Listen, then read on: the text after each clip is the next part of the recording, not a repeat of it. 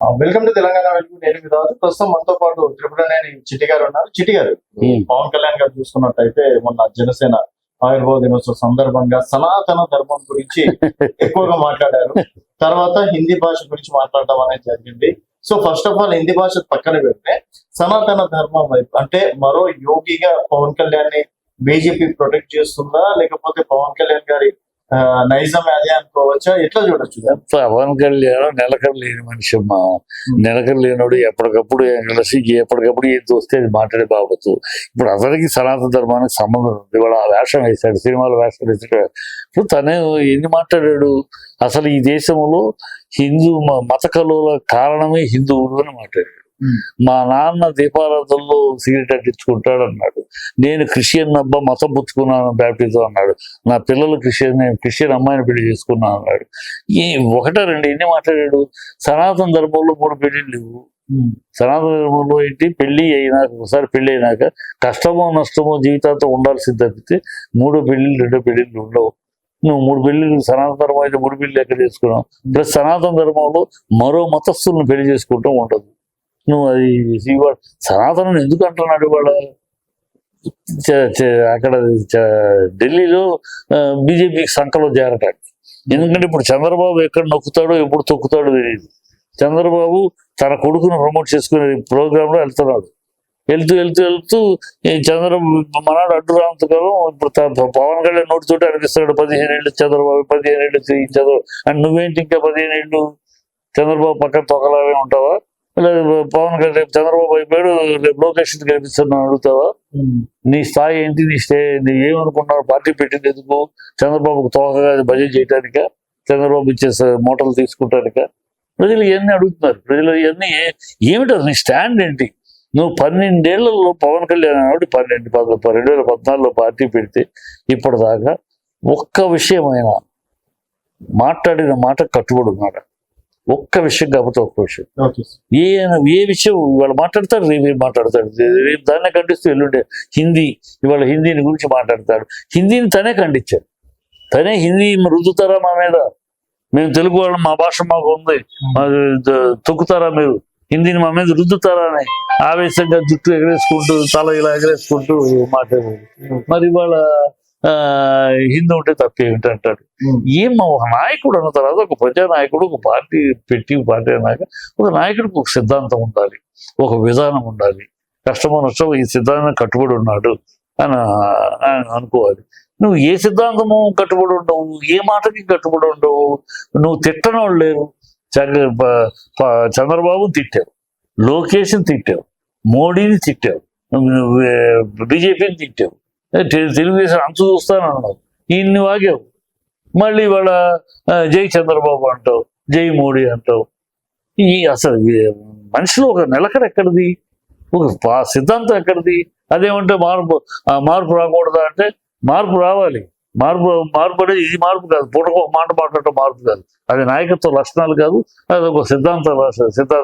అంటే నీకు ఏ సిద్ధాంతం లేదు. ఏదో ఒకటి అది ఇది చేసి మొత్తం అసెంబ్లీలో అడుగుపెట్టాలి, అది జీవితంలో అడుగుపెట్టేసావు. ఇప్పుడు నీ వాళ్ళని నీ మనుషుల్ని పొజిషన్లో తెచ్చుకోవాలి. ఇది ప్రజలు చూస్తున్నారు. ఇప్పటికే ప్రశ్నిస్తాను వచ్చిన పవన్ కళ్యాణ్ ఒక ప్రశ్నగా మారిపోయాడు. ఈయన ఏంటి? ఎవడు ఈయన? అంటే 9 నెలలు 12 సంవత్సరాల విషయం చెప్తున్నాను. 12 సంవత్సరాలుగా ఇవాళ 100% 100% వెనక్కి తిరిగి చూసుకో. 100% ఫెయిల్యూర్ కూడా చరిత్ర నీదే. 100 సీట్లు 120 మంది కంటెస్ట్ చేస్తే 1 సీటే వచ్చింది, నువ్వు 2 చోట్ల ఓడిపోయావు. ఆ చరిత్ర కూడా నీదే. ఆ చరిత్ర కూడా ఎవరికి లేదు. ఇప్పుడున్న 100% నీ శక్తి తోటి గెలిచావా నువ్వు ఆ మాట మాట్లాడటానికి? నీతోటి చంద్రబాబు భుజం మీద కూర్చొని, బీజేపీ భుజం మీద కూర్చొని నువ్వు గెలిచావు. నువ్వు ఒక్కడివే. నీ పరిస్థితి ఏంటి? నీ ఒక్కడిగా నీకు వచ్చిన పర్సంటేజ్ ఓట్లు ఏంటి? వాళ్ళ మొన్న ఎలక్షన్లు మొన్నప్పుడు 19 కదా, మొన్న వచ్చిన ఎలక్షన్లు 24లో 6.96% నీకు ఓట్లు. అంటే 35 లక్షల మంది ఓట్లు నీకు వేశారు.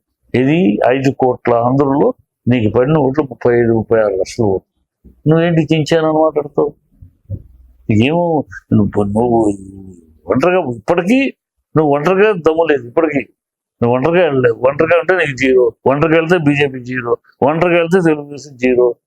మీరు అంతా కలిసి నేను పొడి చేసాం చించేసామని మాట్లాడితే పవన్ నిజంలో బతకాలి. అయితే మరో యోగి అవుతాడు అనుకోవచ్చు. చిచి ఏం కంపారిజన్ యోగి లాంటి వాళ్ళకి పవన్ కళ్యాణ్ డ్రెస్ చేస్తే యోగులు అయిపోతారా? ఏం తెలుసు పవన్ కళ్యాణ్కి? ఏ రాజకీయం తెలుసు, ఏ రాజ్యాంగం తెలుసు? ఉన్నాయి జపాను, జర్మనీ, అమెరికా, ఫ్రాన్స్ అని పేర్లు చెప్తే సరిపోతాయి. ఏం తెలుసు దీనికి? ప్రతిపక్ష హోదాల గురించి మాట్లాడతాడు, తెలిసి మాట్లాడతారా? తెలియదేమో. పవన్ కళ్యాణ్ తెలుసుకోవాలి. ఎన్టీ రామారావు గారు 1984లో స్వీప్ చేస్తే అప్పుడు కాంగ్రెస్కి 10% లేదు, కానీ జనార్దన్ రెడ్డికి అపోజిషన్ పార్టీ అప్పుడు ఉన్నది అదొకటే, అందుకని అపోజిషన్ హోదా ఇచ్చారు. అలాగే చంద్రబాబు యూపీఏ 1లో చంద్రబాబుకి వచ్చి తెలుగుదేశానికి వచ్చింది 24 సీట్లే, కానీ అపోజిషన్ హోదా ఇచ్చారు. 57 సీట్లు కావాలి పార్లమెంట్ లో. కానీ అపోజిషన్ హోదా ఎందుకు ఇచ్చారు? మేజర్ గా ఉంది తనే, సో ఇచ్చారు. చిరంజీవి జయలలిత 2 సీట్లు ఉన్న కరుణానిధికి ఇచ్చింది. కరుణానిధి గారు 6 సీట్లు ఉన్న జయలలితకి ఇచ్చారు. ఢిల్లీలో కేజ్రీవాల్ 3 సీట్లు ఉన్న బీజేపీకి ప్రతిపక్ష హోదా ఇచ్చారు. ఎందుకు ఇచ్చారు అంటే ప్రతిపక్ష హోదాకి 10% అనే మాట ఎందుకు వచ్చింది? గతంలో అప్పుడెప్పుడో యూపీలో, బీహార్లో పెద్ద అసెంబ్లీలు అయ్యి రూలింగ్ పార్టీ ఒకళ్ళు అయితే అపోజిషన్ పార్టీలు 2-3 పార్టీలు అపోజిషన్ వచ్చాయి. సో వీళ్ళు ఎవరికి ఇవ్వాలన్నప్పుడు అప్పుడు పర్సంటేజ్ పెట్టారు. ఈ పర్సంటేజ్ ఉన్న వాళ్ళకి ఇవ్వాలి. ఇప్పుడు అది లేదు కదా. ఢిల్లీలో ఒకళ్ళే ఉన్నది ఇచ్చేసారు, అలాగే ఇక్కడ ఒకళ్ళే ఉన్నారు. ఒకళ్ళే ఉన్నప్పుడు అపోజిషన్ ఇచ్చుకుంటారు, ఎందుకంటే అపోజిషన్ ప్రశ్నిస్తే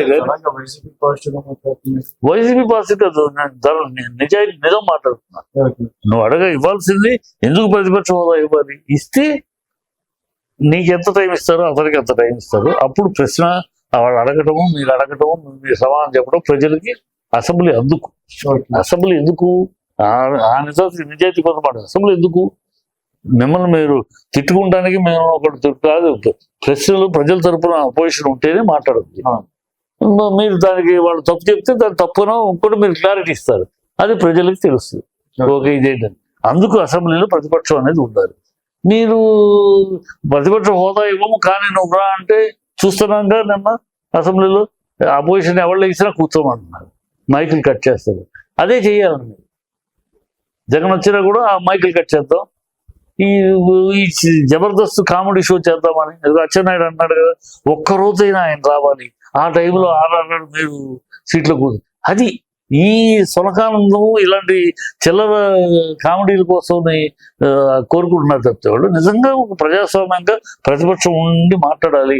ప్రతిపక్షాలను వాళ్ళని మాట్లాడే తప్పు అని మన ప్రజల ముందు అసెంబ్లీ చేయాలని ఉంటే సిన్సియర్గా ఉంటే చేస్తారు. అది చెయ్యరు. వాళ్ళకి ఏంటంటే అబద్ధాలతో రాజకీయాలకు వచ్చారు, అధికారంలోకి వచ్చారు. పవన్ కళ్యాణ్ ఎన్ని అబద్ధాలు ఆడాడమ్మా. జుట్టు ఎగరేసుకుంటూ వైజాగ్ స్టీల్ ప్లాంట్ నేను ప్రాణం అడ్డేస్తా అన్నాడు. డూమ్మక అన్నారు. అక్కడ జాబులు తీసేస్తున్నారు. అబద్ధాలు చెప్తాడు. ఇంకా ఆపారు. ఏమాపారు? డబ్బు ఇచ్చారు. ఏంటి దేనికి ఇచ్చారు డబ్బు? వాళ్ళ అప్పుకి ఇచ్చారు. వైజాగ్ స్టీల్ ప్లాంట్ ఉన్న అప్పు తీర్చడానికి ఇచ్చారు. ఉద్యోగస్తులు జీతాలు ఇవ్వడానికి తీర్చడానికి ఇవ్వాలి. అందుకు ఉద్యోగాలు తీసేస్తాను, కంపల్సరీ రిటైర్మెంట్ చేస్తారు. దాని గురించి నోరు ఇప్పుడు నేడదాకా డూమ్ అని మాట్లాడాడు. నా ప్రాణం అడ్డేస్తాను అన్నాడు. లేదు, స్పెషల్ స్టేటస్ పుచ్చిపోయిన లడ్డూలు ఇచ్చారు, పాచిపోయిన లడ్డూలు ఇచ్చారు. బొచ్చు భోషాలని జుట్టు ఎగరేసుకుంటూ వదిలిపెట్టడం ఎంత చూస్తాయి అని కాకర బీకర కేకలు వేసాడు. మాట్లాడితే నోరే పగలదే. 32,000 అమ్మాయిలు మిస్ అయిపోయారు, వ్యభిచార గృహానికి అమ్మేశారు, నాకు ఒక ఆఫీసర్ చెప్పాడని డూమ్ డామ్ డకార్ అన్నాడే. అది పచ్చి అబద్ధం అని పార్లమెంట్ లో తేలిపోయింది కదా. ఆ ఆఫీసర్ ఎవడు, ఆ సన్నాసి ఎవడు? ఆ మాటలు నువ్వు చెప్పావు కదా, ప్రజల ముందు సమాధానం చెప్పాలి కదా. ఏం మాట్లాడవి? ఏమి 6 హామీలు నువ్వు కదా అన్నావు. 6 హామీలు వచ్చిన మొదటి నెలలోనే నీ తమ్ముళ్ళలాగా అన్నలాగా నేనుంటాను, నేను ఇప్పిస్తాను చెప్పావు కదా. ఏది ఒకటి జరగట్లే. అడగవే, ప్రశ్నించవే. నువ్వు ఈయన ఒక లీడరు, ఈయనతోటి పోటీ. ఎవరితోటి?